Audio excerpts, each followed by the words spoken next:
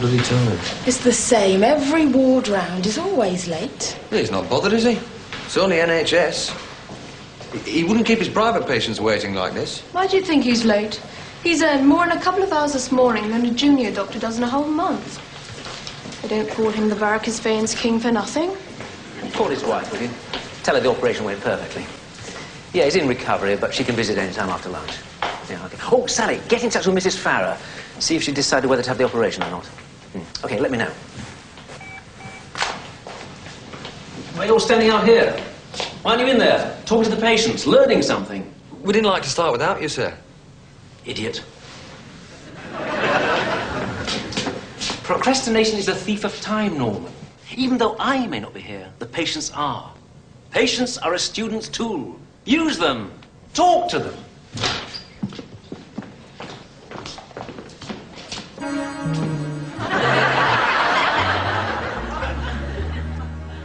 Where are my bloody patients? Perhaps they got tired of waiting, sir.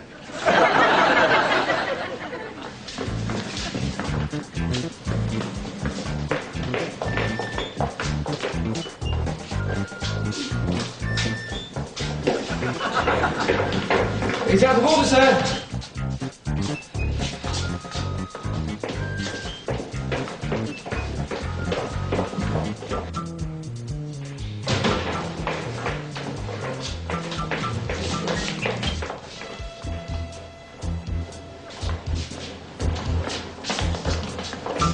You'll never believe this. My patients have disappeared from Clement Attlee ward.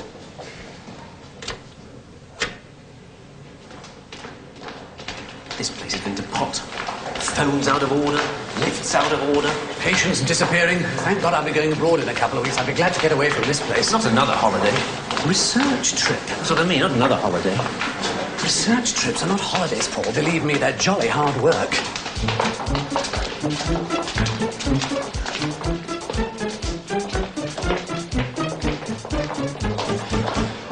Excuse me, I'm looking for my wife, Mrs. Violet Pearson. She was in the Clement Attlee ward, but she seems to have disappeared. Don't worry, Mr. Pearson. I think you'll find she's been moved to another ward. Oh, that's nice, isn't it? You'd think they'd inform the next of kin. They'd inform the bloody doctor.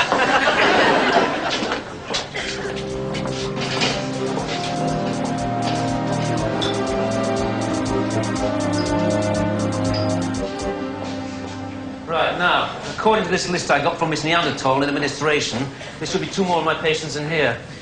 God knows what this new hospital manager's thinking of, scattering people all around the hospital like this. Come on. So, Mr. McGregor, you suggest we should increase the dose? Aye, sir. And what dose would you prescribe? Another 5 milligrams. Nah, homeopathic wouldn't touch him. 200 milligrams? Too much. You could say that, you'd kill him. Don't worry, Mr. Johnson. Come on, Rebecca, come on, for goodness sake, what's your diagnosis? Mr. McGregor, if you do it that hard, you will come through the other side. Gently, man, gently, HWC. HWC? HWC. Handle with care. Treat him like your own mother. She's dead, sir. Don't worry, Mr. Johnson. Oh, come along, Rebecca, for heaven's sake. Doing a ward round with you is like playing Scrabble with a Chinese dyslexic. Oh, I'm sorry, Lee. That's all right, Mr. Collier. I'm not dyslexic. And I happen to be rather good at Scrabble. Perhaps you might care for a game. You're all right then, Mr. Johnson. That's all see what Dr. Snell wants while I attend to Mr. Canfield. Now, calm down, Mr. Canfield. I've only got 1 pair of hands. Where's Mr. Adango? I'm told he's in here. He's over in the corner, Professor. Oh, Okay, moving along. This way now, where's Mr. Wait a second, Professor. You'll have to be patient, Professor. There's only myself and staff on duty. Oh, staff, come over here and give me a hand with Mr. Canfield's bed. I need to change his sheet. All my patients, no, this is ludicrous. No! Anyway, he just couldn't get it up. So we had to get the builder in.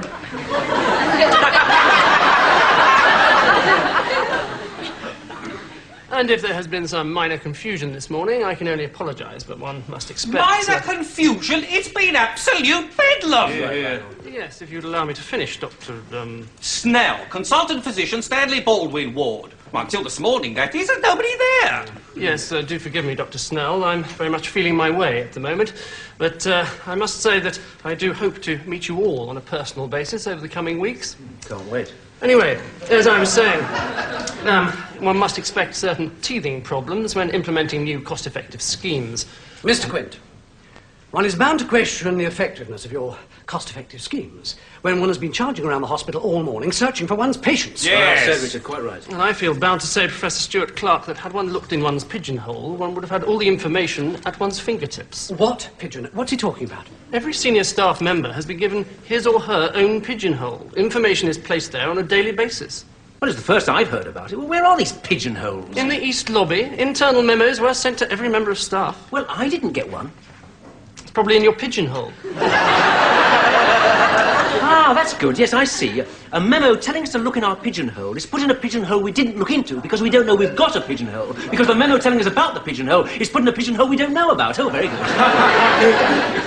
Don't you think we're all rather missing the point here? What point is that, Mr. Wayne? The point is, Mr. Quint, that these wards shouldn't have been shut down in the first place. Absolutely. Yes, absolutely right. Nobody enjoys closing down wards, Mr. Waring, least of all me. However, we are subject to internal market forces. But if the wards have to be shut down by some Philistine policies, then they should be done so only after a full consultation with the staff. That's it. Absolutely. There is nothing in my remit to say that I have to consult staff. That is outrageous.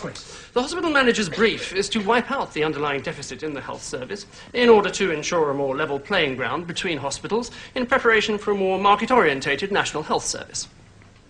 Cobblers.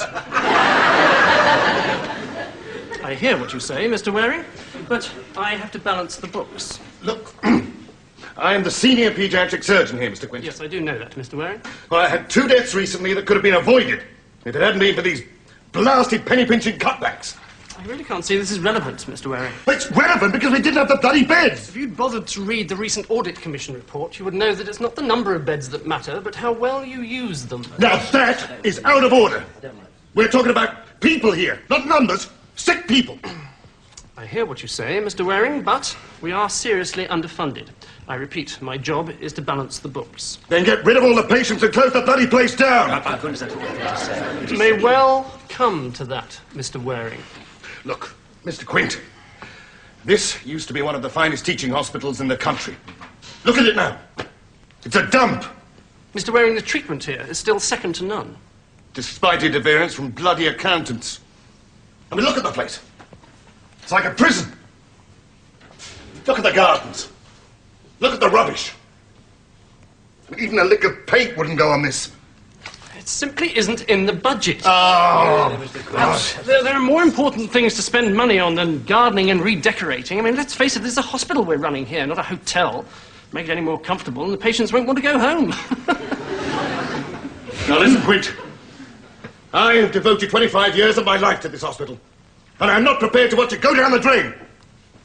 I mean, look at this bloody office. It's bigger than most wards. Why did we get rid of you and move half a dozen beds in here? Well...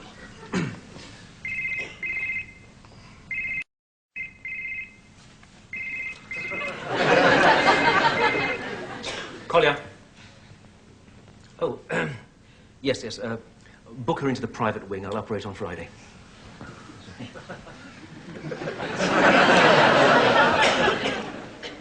Can't run a hospital in terms of a commercial corporation. You can't look at everything in terms of profit and loss. Duncan, he's an accountant. Yes, the only thing Quint is interested in at the end of the day is the balance sheet. Well, the sooner he gets back to Saatchi and Saatchi, the better. I'll catch up with you two later.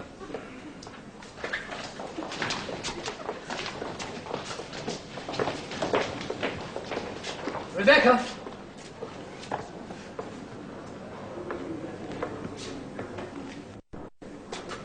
Dad, I know I said I wouldn't get involved in hospital politics, but I'm sorry, I can't ignore this.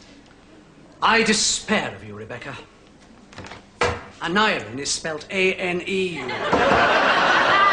Not I. Oh, don't remind me about that tomorrow, Jonathan, will you, please? Can't discuss it now. I'll be late for my clinic. God, it'll take hours to get through this one. I'm supposed to be going to a parents' evening at my youngster's school. Must try and get there. I've missed out on the last 3 times. Don't worry, I can take over. You might have to. The teacher's beginning to think she comes from a single-parent family.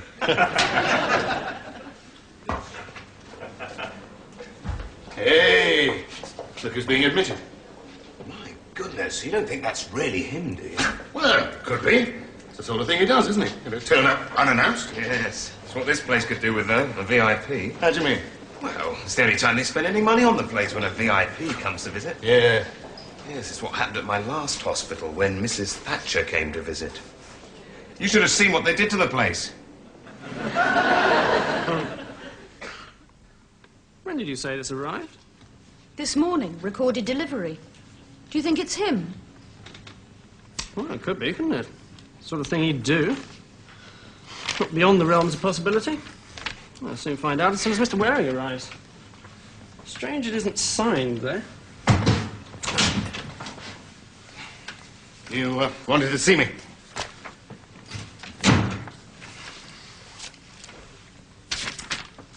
Well?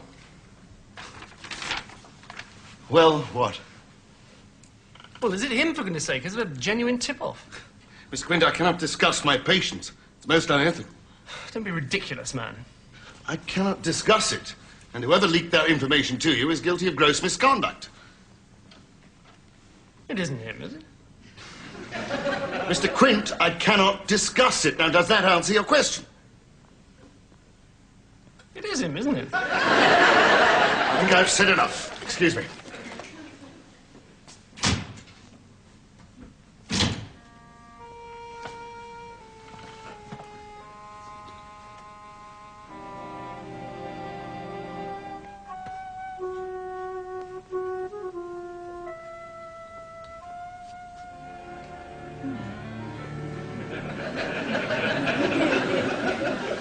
Coming here? You're wrong. You must be. I'd have been told, surely. I'd have thought so. But the letter was in Quint's office. It was on his desk. I had a quick shufty while I was waiting. Apparently, he's being admitted on the 24th and insists on being treated like an NHS patient. Oh, for heaven's sake, if you see Quint, don't tell him I told you. Just say it was a rumour flying around the hospital. I thought you ought to know. Yes. Thank you, Duncan. Where the hell did you hear this? Oh, it's just a rumour going around the hospital. I can't remember who I heard it from. Is it true? It seems he is being admitted for some minor surgery on the 24th of this month and has expressed a wish to be treated as a conventional NHS patient. But I would ask you to say nothing about this until I've called a meeting of the senior staff. Oh, yes, of course, yes. What's he coming in for? I'm not at liberty to say at this stage. Oh, no, of course. Is it gallbladder? I really can't tell you, Professor. You will hear in due course. Oh, right. Yes. He's going to be admitted on the 24th of this month. Quint told me. Yes, I've just come straight from his office. No, darling, he wouldn't say, but it's surgical. And he did say I'd be hearing in due course. I know it's a great honour for the one who operates.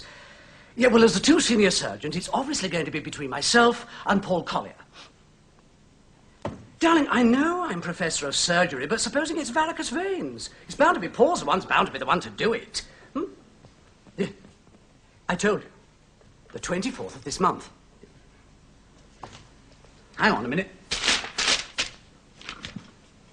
Oh, my God. I'm going abroad on my research trip. I fly out on that morning. Cancel? No, of course I can't cancel it, darling. It's been arranged for months.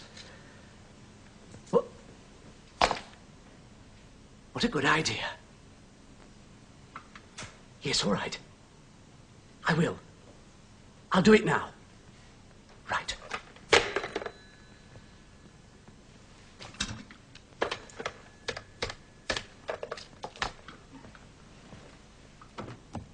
Paul, Dick. Paul, you remember that research trip we were talking about this morning? Yes, holiday. Well, I must admit they're very nice little junkets. Yes, well, I'm supposed to be flying out on the 24th of this month. For 2 weeks, yes. And, well, I've just been looking at my workload, and quite frankly, I don't think I'm going to be able to fit it in. Yes, well, I was just about to send a fax cancelling the whole trip, and I suddenly thought to myself, I wonder if Paul would like to go in my place.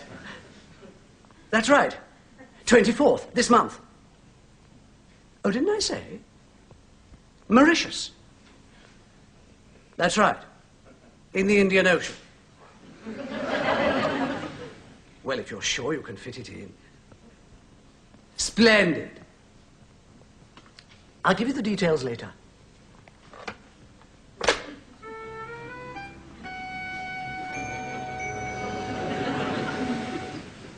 Mauritius. Yes, Dick asked me last week. He's got too much on. You lucky beggar. It's not a holiday, you know.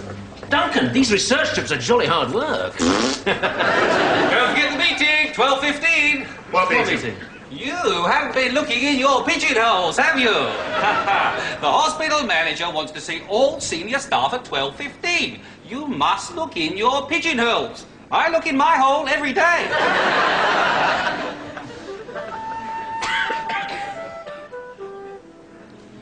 I'll give them another couple of minutes, and if they're not here by then, I'll make a start. Yeah, you think it's more cutbacks? Who knows? Yeah, he knows. Probably going to announce the hospital is being closed down. Don't be pessimistic, Lionel. I always like to look on the black side. Then things can only get better. Yes, what are you taking now? I just take a couple occasionally when I'm feeling agitated. Actually, they're very good. Saved my life when I lost my fishing tackle. Ah, good. Ladies and gentlemen, thank you for coming. As some of you may be aware, there have been various rumours going around about a certain VIP being admitted to St. Swithin's this month. First I've heard. Who is this VIP? Haven't a clue.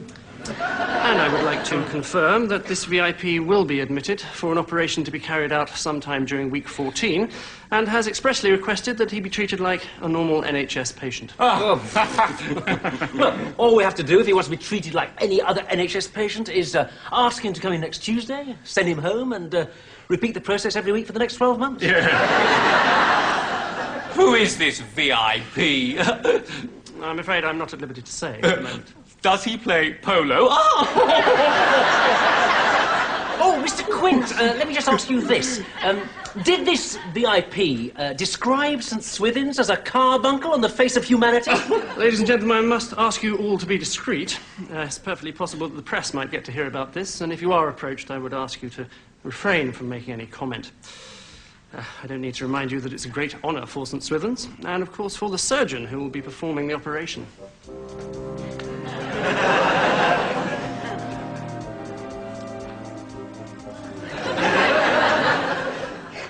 Darling, he announced it to everyone this morning. Yeah. Oh, well, it can't be either of them. He kept saying he. Yes, well, as long as it's gallbladder, it doesn't matter. And if Paul's out of the way, it doesn't matter what he's coming in for. Yeah. Oh, just a moment, darling. Paul. You're a pig. I beg your pardon? You're a deaf pig. Emma, I'll ring you back. What on earth are you going on about? You know perfectly well what I'm going on about. I've just found out when week 14 is.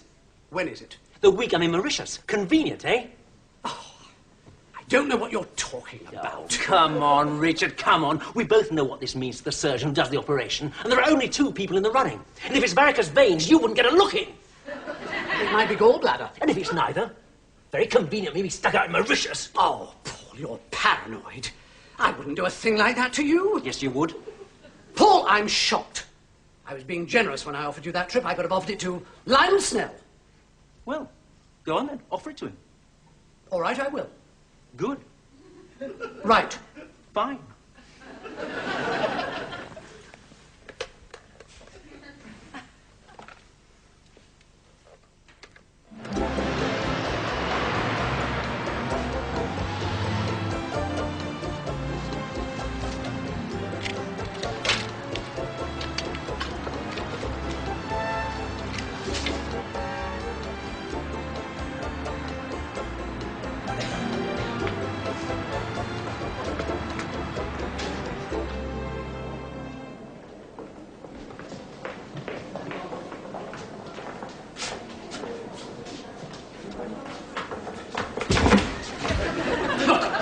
We agreed.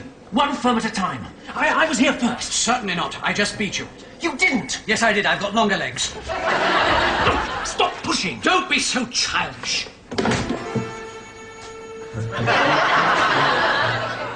Excuse me, stand back, please. Make way, thank you. Through this way, we'll go out of the way.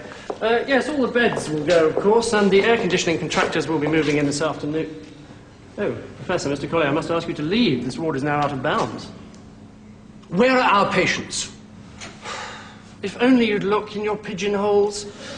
They're now in Bevan and Attlee wards. Yes, there are some carpet samples here. Now, my preference is for the blue, but I would obviously value your opinion. My wife prefers the yellow, but she's colourblind. All of this floor's been decorated. All the wards. Look, the cleaners have got new uniforms. And new equipment. And they're recruiting more nurses. And they're replacing loads of the outdated medical equipment. It's brilliant, isn't it? Bloody disgraceful. Mr. Waring, you're getting everything you asked for. I mean, the gardens are going to look magnificent. The rubbish has been cleared away. The whole place is getting a new lick of paint. Everything you wanted. But for the wrong reasons. I mean, the only reason you're doing it is because you're getting a VIP. Of course. Mm-hmm. Well, does that mean the only time the hospital gets improvements is when a VIP comes? Well, it certainly helps. But I can't see what you're complaining about. I mean, I would have thought you'd be pleased. Oh, no. I mean, why should a VIP be different to our own patients, our regular customers? I hear what you say, Mr. Waring, but don't you think you're being just a little bit naive? Maybe. How come you managed to find all this money? It's my job. I'm an accountant. You deliberately misled me. I don't know what you're talking about, Mr. Quint. You said it was him. No. You said it was him. I said I would not discuss my patients. Well, anyway, it is him. That is Charles Windsor. And those are his parents, Mr. and Mrs. Windsor. Poor chap's got the biggest tonsils I've ever seen. You see, as far as I'm concerned, Mr. Quint, all my patients are VIPs. I'm sure you feel the same way.